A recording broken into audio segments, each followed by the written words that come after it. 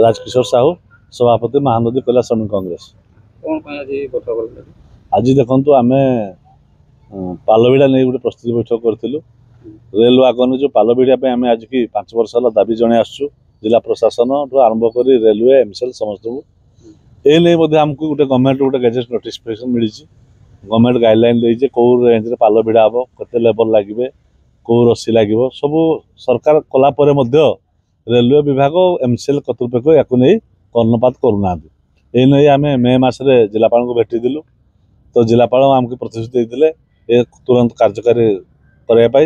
कि जेपर आज पर्यटन होना